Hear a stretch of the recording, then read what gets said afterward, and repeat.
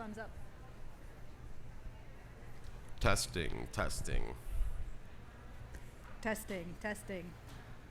Oh, We good? cool. Hey guys, welcome to the Sofa Talk, hosted by Joey Dunne. In the metaverse, I go by La Drop with Cheese, and I'm a celebrity NFT blogger, considered a thought leader. I do a lot of speaking engagements and educational forums to push the metaverse forward. In my opinion, the metaverse is just an endless blue ocean with enough space for all of us to build our own communities and thrive. Today, I have a special guest. She's a huge deal in the NFT space. She's an artist. She's a crafter. Ladies and gentlemen, Mel Shapcott. Thank you. Excited to be here.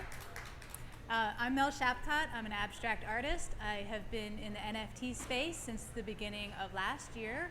I have work that's minted on a number of different blockchains at this point, including Ethereum, Solana, and Tezos. I don't know if we'll get into some of that, but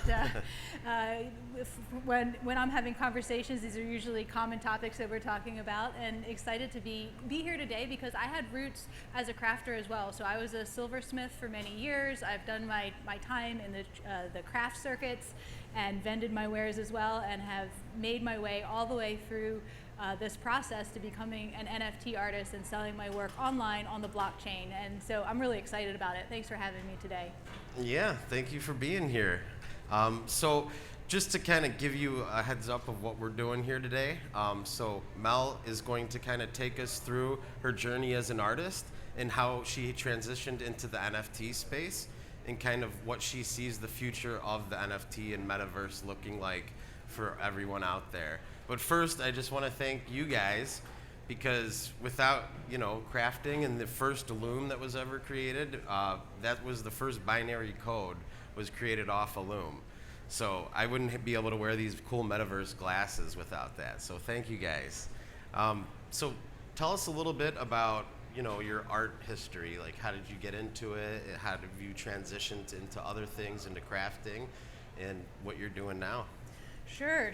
I usually don't start this story this far back. People are mostly only interested in how I got to be an NFT artist, but my art journey started a very long time ago. I was someone that was creating at a very young age. I eventually found my way into art school. I graduated from Temple University with a degree in printmaking. During that time, I was I'd also taken some different courses. So while I was putting myself through school, I was working as a jeweler. Like I said, I was going to the various trade shows. I was actually working for a jeweler in her studio, crafting things that other jewelers were then selling for like 5 figures in some of the biggest conventions in Philadelphia. So it was really fun to work that way behind the scenes as part of a team that was presenting an object that was, winning awards. From there, I graduated, like I said, with a degree in printmaking, and quickly realized you couldn't really just scroll through Craigslist or whatever and get a job as a printmaker. So I had to do something with my life. I wound up in Arizona, of all places, just taking an artist sabbatical, and I became a watercolor artist because it's dry out there, and if you're a painter, you can't use acrylic paints, they'll dry up too fast. So I became a watercolor artist working on paper, and that was just a personal passion of mine. But I eventually found my way into a crowdfunding campaign. I produced my watercolor paintings as a deck of cards. It was an oracle deck, and I ran a crowdfunding campaign to produce this. You can find those on Etsy if you'd like to take a look. It's called the Akashic Oracle deck. So this was my last project. I completed this in 2017 and then had a period of illness. And just lo and behold, I'm coming out of this illness. I'm having this opportunity to reinvent myself, to start over, to think, how am I going to pick up the pieces? And I'm reading the news and I hear about Beeple's big sale. Now, if you're in NFTs, you know what that is.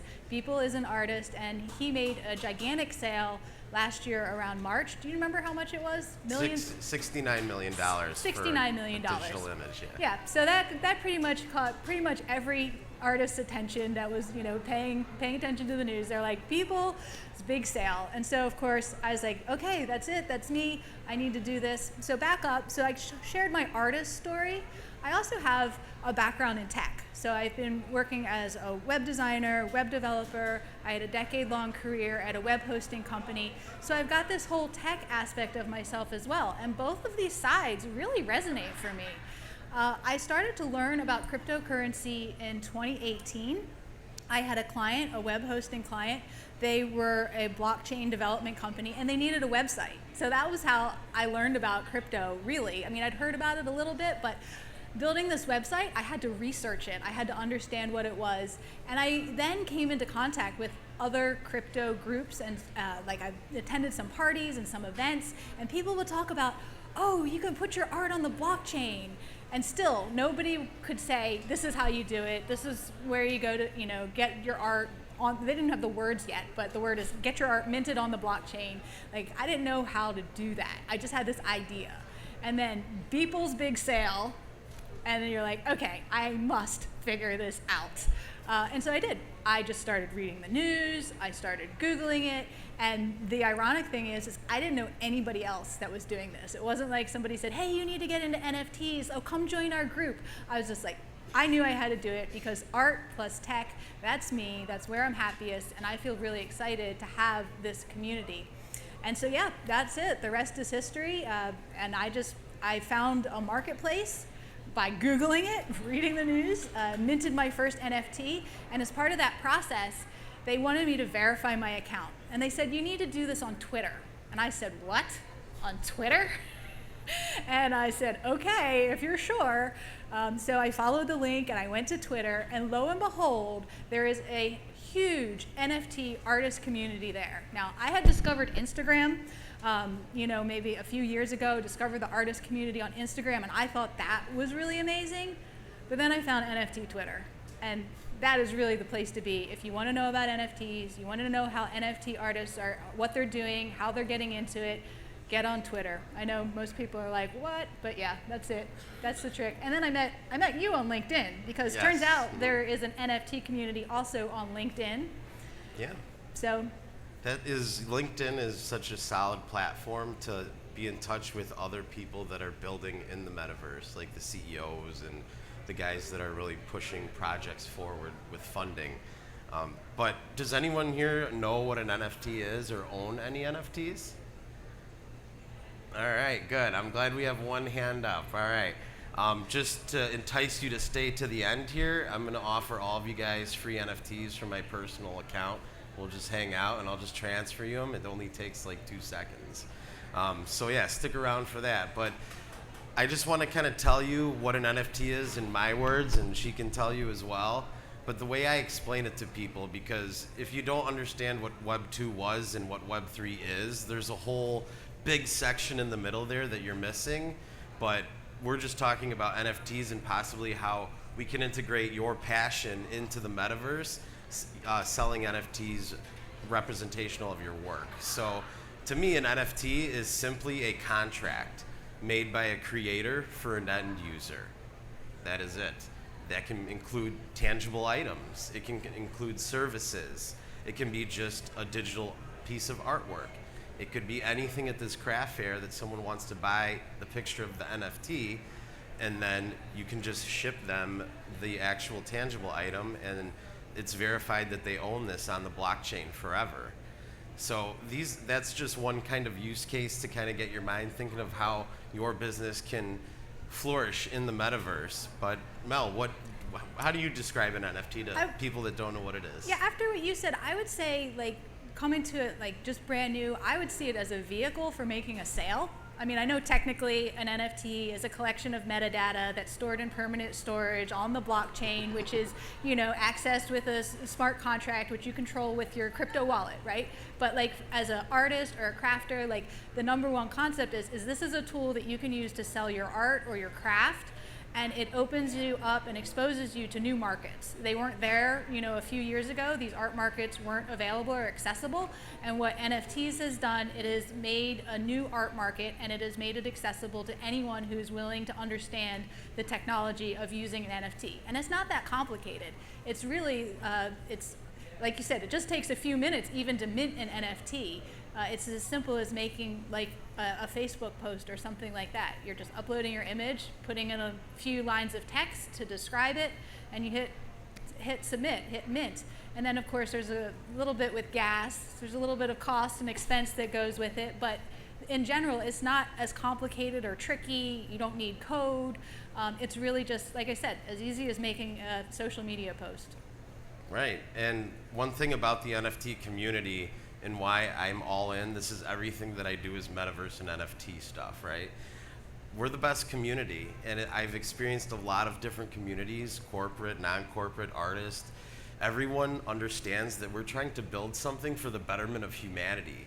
We're decentralizing all the messed up institutions, and like governments have fraudulent, banks, and so they're decentralizing their currency and integrating Bitcoin because it's verifiable, and the government can't be the central bank of that for the country.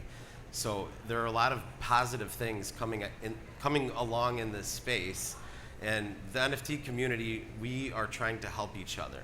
And you get on Twitter, and she hosts Twitter Spaces. You should get on there, and you can ask her anything you want, and there are no stupid questions because we are all trying to make it. And our ethos is #WagMe, which is we all gonna make it. So we use a lot of different language in this space, and there's new terms that people are using. There was only like a handful, maybe a year and a half ago. Now I think there's over 150 crypto terms that people use in regular speaking and posting. But how has the NFT community embraced you, and what you have a good story about someone that really helped you along your way?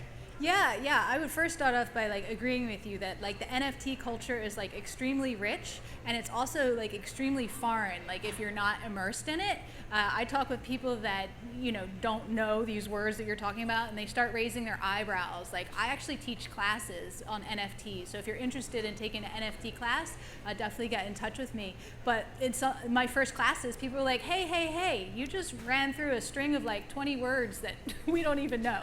So, and I was trying to dumb it down. I was trying to not do that. So it really is its own little world, its own little sphere, and having someone, like you said, to kind of help onboard you is really, really important in that space. So as far as I'm kind of an independent person. I didn't have a whole lot of help onboarding, so I've made it my mission to help onboard other people. But I did have people in the space, so I got to the space and I said, well, now what do I do? And I thought, like an artist, I said I would get an exhibition next. If I was in the real world, I would be looking for a place to show my artwork. I would be talking to people saying, where can I have an exhibition? So I started doing that in the metaverse, and I got my first metaverse show. So hanging my artwork in a virtual reality space for other people to come and view it in virtual reality. And so as part of that, the curator that was hosting that show started to give me information about, hey, I'm looking at your profile and you're not really, showing your work off well, and you're not, why don't you try and make this tweak over here? And if you do this, that's gonna help you connect with the community more. And so, like you said, people are very quick to help you. It's a very friendly community, and my DMs, my direct messages are always open. I've onboarded so many people. I've had so many conversations. I just came out of a 2-hour conversation with a group of abstract artists that I meet with every Friday, and we talk about the ins and outs of the space, how much it should cost, how frequently you should make your work available, things like that. And so we're just all in there together, trying to help each other out. And when you're first new in the space, it really does help to have that one person connect with you and say, hey, this really isn't that hard. We're all here in it together. We're happy to help you. Made a big difference. Yeah, absolutely. That's great that you're doing that. And, I do a lot of speaking. My curriculum is usually intro to blockchain, NFTs, and the metaverse. And it's assuming you know absolutely nothing. So that will be available on my YouTube channel, but I do, just follow me. I'm LaDrop Cheese on social media, and you'll be able to see my next speaking engagements in the Chicagoland area. And typically it's just beginner stuff. And then you can learn from her. And then now you know 2 people in the NFT community that you can reach out to, because I message everyone that messages me back, and that's how we operate. We all look out for each other. Definitely, absolutely. Message everyone that messages me, and it's really amazing, like the collaborations that come out of it. Like this group is all about pushing the boundaries. It's about pushing the edge, the limitations, doing things differently, changing paradigms. So you're meeting people that want to experiment, that they also want to deconstruct ideas that we have ingrained in us about what art is, about, like a lot that has to do with like derivative works. Like, is that okay? There's a lot of question and a lot of like gray area around intellectual property. Like and they're asking questions, right? It's not like there's rules being made yet. I'm sure the laws will happen, but right now we're in a community that is pushing on the boundaries and saying, well, what if I do this? And so in those conversations, you're meeting people and they're saying, well, hey, what if we do this together? What if we combine my painting with your music and we'll put it together in an animation and then we'll sell it as an NFT? And then you've got collaborative partners and you're splitting the proceeds from that work. And then the best part about NFTs is if someone buys that work and then resells it, the original artists, even if they're a collaborative team, still are going to get a royalty payout every time that work is sold afterwards. So that's one of like the major attractions for NFT artists. Not only do you have this new market with new people that are shopping for art, whether it's physical art or digital art, there's all kinds of things on there. So you've got this, you've got this new market where people are shopping, and it's a really, really excellent way to get involved. Yeah, eventually everything is going to be an NFT because it's just a contract. Even the boring companies, like if I want my grass cut, I can just buy a $50 NFT and they'll just come out and cut my grass. And that's the utility behind purchasing this digital asset, is just the service. So that's kind of the way it's trending. I see a lot of major corporations having a Web3 strategy. A lot of money's flowing into building the blockchain.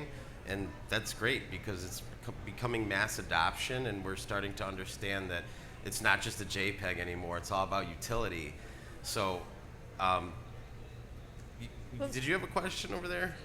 Can you explain gas fees? Is it related to the network, or is it related to the cost of the network? Like how much are gas fees? Do you want to answer it, or do you want me to I can answer that, sure. So on each blockchain, think of them like highways, and the more cars that are on it, the more people that are buying and selling items on it, that causes the fees of exchange to go up. So on Ethereum, that's the most common blockchain where everyone mints.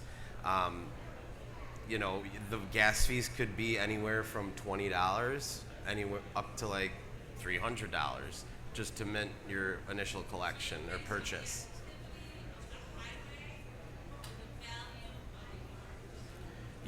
The creator sets the price of the art. The gas fee is just the cost to purchase.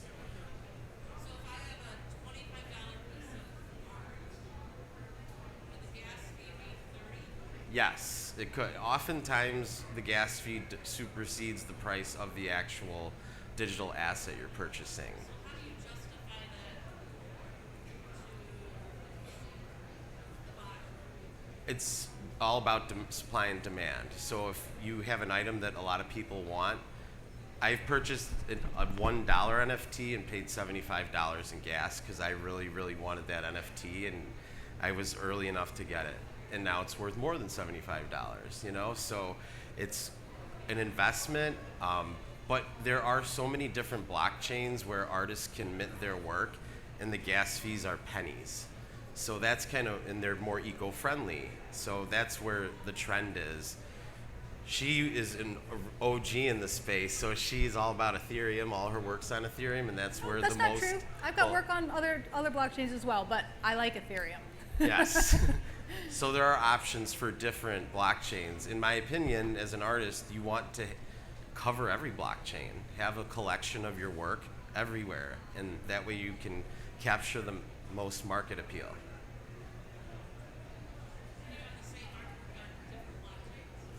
It would have to be unique work on different blockchains.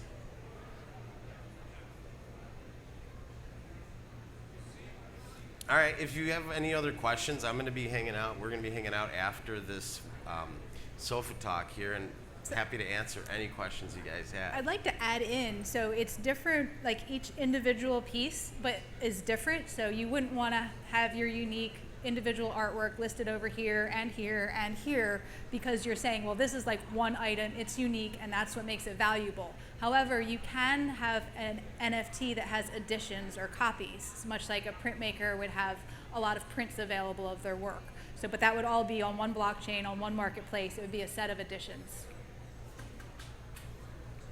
Good. So, as far as if like learning about the metaverse, where do I go? How do I start? This is an actual, very excellent resource here. It's called Step into the Metaverse. It's written by Dr. Mark Van Ringeman.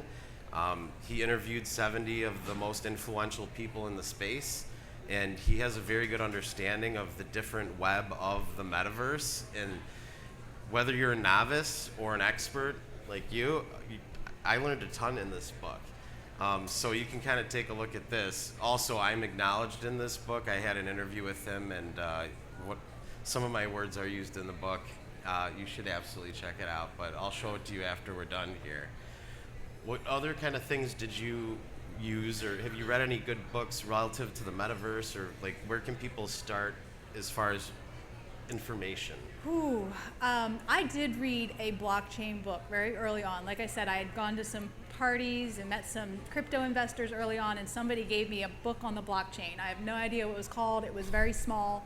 I read it on the plane home, and I was sold. I was like, that's it. Like, I had my mind blown. So I'm pretty sure anything you read will start to give you some information, because it's a whole new world. It's like there's so much to learn. In terms of like knowledge, where I gather my knowledge, like I said, I was a little early to the space, and in fact, like last year, I couldn't even, like I was trying to get on my first marketplace, and like there was no tutorials, there was no FAQs, like you would Google stuff and nothing would come up. That has all changed. You can find a ton of YouTube like tutorials. People tell me all the time, they're like, oh, I found this on YouTube. LinkedIn is another great place. You have very friendly people there, all very, business oriented, providing information like from the ground, being immersed in the space, whether it's like at an event in New York City where all of the NFT artists are gathered, or whether you're just sharing the information about what's happening with the crypto markets, because that influences the price of gas, it influences the price of your work. I would say definitely check out LinkedIn, and make sure to connect with people that are in the NFT community, because that will show that up in your newsfeed. Another really great platform that I tell people to just download first, like first step, do this. It's called Coinbase, and it is an exchange for cryptocurrencies, but they have a lot of information, and if you learn about the different blockchains, they actually pay you. You can get like up to $40 for free, and if you don't want to have crypto, you can just cash it out to your bank account right away. It's free money, and they're paying you to learn. So Coinbase is the one to start. I definitely did that, by the way. I watched all their tutorials and got all of their, free crypto. So I don't have time for it anymore, but I definitely did do that. Yeah, I don't know how they're able to do that, but they are a federally backed exchange, so that's where the majority of my digital assets are held, because it's backed, right? I know I can get the quantity of crypto backed in some way. So you have an ongoing NFT collection, right? And you just released a couple pieces recently. Yeah. I have a couple different collections. I'm most excited, as you said, right now about my collection called Le Femme Punk. And so this is a collection of, I don't know, have you heard of CryptoPunks? I'm not even sure if everybody knows what CryptoPunks is or not, but CryptoPunks is definitely something that's culturally relevant to the NFT community. It makes reference of a profile image of somebody's face, and in this particular case with the CryptoPunks, there are 10,000 of them. That are all unique, all different, and this is really something that set the tone for the space. So when I entered the space last year, I was like, what is this? CryptoPunks. And I wanted to do my own interpretation as a self-portrait through my own lens, and so I have my own collection of punks called Les Femmes Punks, and that is on OpenSea. OpenSea is the easiest marketplace to get started on, whether you're a collector or you're a creator, because for creators, you have one minimal fee at the beginning to initialize your collection, but after that, creators don't have to pay gas fees on OpenSea. There are some downsides to using OpenSea, but for beginners, like OpenSea is a great place to go. And it's also where I started collecting artwork. So I have both creations and collections on there. But my femme punks, I've got about, the collection on OpenSea is going to be a total of 24. Right now I've sold out about 20 to 21 of those, and I just have a few left. And so this is part of what happens, like you said, supply and demand. It's starting to narrow down how many are left. There's only a few left, and so the prices are starting to go up. So as an NFT artist, you want to see your prices moving from a lower amount and gradually increasing over time. And so I am having that success, and it takes managing your collection. It's not just like, oh, here's my artwork. It's just like being an artist or a crafter. You're nurturing collectors, you're nurturing relationships, and bringing that all back to celebrate your art. And so I'm celebrating this collection on OpenSea, Les Femmes Punk. You can definitely just go to OpenSea and you can Google punk, you can Google my name. It's not Google anymore if you're on OpenSea, but search. You know what I'm saying. So yep, definitely take a look. And this is all. This is, like I said, it's self-portraits, but it's also using a technique called glitch.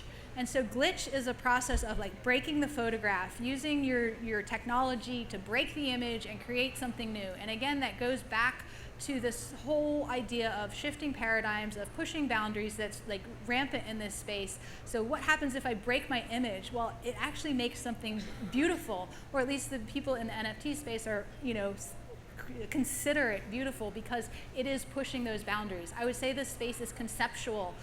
There is an aesthetic component to it as well. There's plenty of people that are selling aesthetically pleasing NFTs, but there's a lot of people that are boundary pushing and doing things that are more conceptual, and that is being equally valued in this space.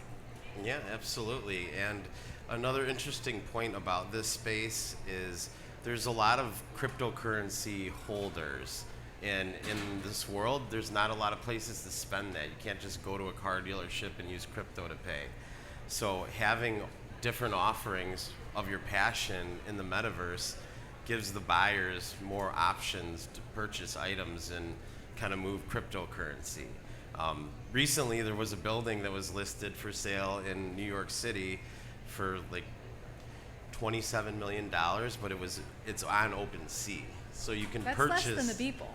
Yeah, it is less than the people. I mean, crazy, right? That's also how I kind of really put the foot on the gas in the NFT space is when that sale happened. Because I was like buying and selling crypto. I got in Dogecoin at 2 cents and sold at 73, and it never returned to that price. And, it kind of got me hooked on, hey, there's a lot of community behind rallying a coin and GameStop. And we're all trying to figure out what NFTs are just to make some money, but then you realize, oh my gosh, this community is amazing, and I always want to be part of it because I just feel so welcomed and embraced all the time by anyone you meet. I was just in a conference in New York City, the world's largest NFT conference, was the last 4 days, so I flew in this morning, but I mean, I felt love everywhere. Everyone's trying to help you, and how can I help you? That's like the point of every conversation, and it's refreshing, and I can't get enough of it. So it's been a great experience for me. I started off as kind of an NFT artist, and that had a collection on OpenSea. I launched it in March of last year, and then I kind of noticed which collections were just trying to make money and disappear. So I started telling people which collections to buy, and that kind of evolved into me being an authority. And I created this name called Le Drop with Cheese, which is a Pulp Fiction reference. What do you call an NFT drop in France? A Le Drop with Cheese. So that's my name, and that's what's on the glasses here. And it works, and it's something that I get to consult for projects and artists that I actually like. I'm not forced to take on anything that I don't want to work with, and some of my clients are trying to remove carbon emissions, and solar companies and schools and trying to save homelessness projects. That's where I get to choose to spend my time, and there's artists here that I'm sure I would love to onboard you. Let's get a collection. I'll show you how to succeed in the community, which platforms you want to talk to other people. and she's great at education, and I think just knowing us too in the Chicagoland area is like such a good thing for all of us, you know? So feel free to ask any questions. I want to go back to real estate for a second, because Yeah. you mentioned real estate. We're here like talking about art, and it's like, well, what does NFTs have to do with real estate and art and all of this? So it goes back to the point that I was trying to make earlier. If you think of NFTs as a vehicle for making your sale, like arts and these collectible projects, these are like the first two industries. Art and collectibles are the first two industries to make use of NFTs as a vehicle for making sales in this new manner. But as you pointed out, real estate is also using this to make sales and to track contracts. And in the same way, communities are selling tickets or memberships using NFTs as well. So your NFT might be a piece of art, but your piece of art may also give you access to private events or to be part of a greater community. And that's one way that artists, creators, crafters can, enhance the experience for their customers or their clients. Because you're saying, well, not only you get a piece of art, but this is going to give you access to all of these other things that are going to enrich your lives. So you can really use NFTs not only as a vehicle to make sales, but as a vehicle to create communities, memberships, and build that presence for yourself. Yes, definitely. Well said. I'm glad you're up here with me, you know. You had a question, yeah. Can you explain NFT versus DAOs? Yeah, definitely. Mel will. Yeah, so they're two different things really. So a DAO is a decentralized autonomous organization, and it doesn't really have anything to do with NFTs other than NFTs communities like DAOs and form DAOs. Well, crypto communities more specifically use DAOs instead of corporations. So this community is trying to shift paradigms, is trying to get away from the traditional financial systems, the traditional governing systems, and so DAOs is a different type of technically business organization structure, governing structure. So a DAO is a governing structure, which is very separate from an NFT. And within the DAO, there's typically NFTs that have utility for that community specifically, like access to events, and DAOs also have their own money. They have their own inherent cryptocurrency that is used amongst the community to purchase things, go to events. So NFTs are just one facet of what a DAO can offer to a community. And NFTs is only one industry in where DAOs would be applicable. Right, absolutely. So anyone can have a DAO. Any other questions, guys?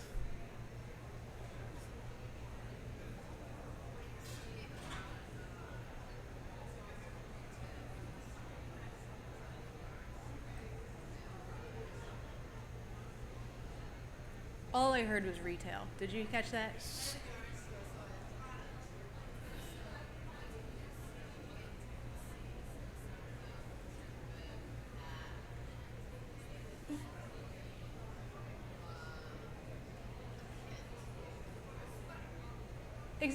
Exactly. So an NFT usually has a digital component. Well, has to have a digital component because that's how it's sold, but could also have a physical object attached with it as well. So like if you get this NFT, you also get a physical, or like you said, you could sell your patterns as NFTs, and maybe there's copies or maybe there's not copies. Maybe there's only one pattern and it's exclusive to the person that's holding it because they hold the copyright to it at that time. You wouldn't give away your artist copyright, but some people give away full commercial rights to their NFTs as well. So you can sell something to somebody and then they can resell it in their own way. So there's a lot that can be done. There's a lot of thinking that can be done. Like there's a lot of ways that you can use this technology to integrate it with like your business goal. So like what is your goal? Are you trying to build a community? Are you trying to add value? Are you trying to reach a new market? Like identifying your goal is really a great way to start, and then figuring out how NFTs can support you. A common use case for a business like yours is like what the big corporations are, how they're leveraging them. It's just another marketing channel. That's it. But for someone like you, It's just another Etsy that you're uploading your work to and can ship out, but it's called an NFT. You could do something where you sell NFTs, and anyone that holds that NFTs gets access to a private online community, and in that private online community you can share exclusive details with them about specific patterns or things like that. So you can have members only content.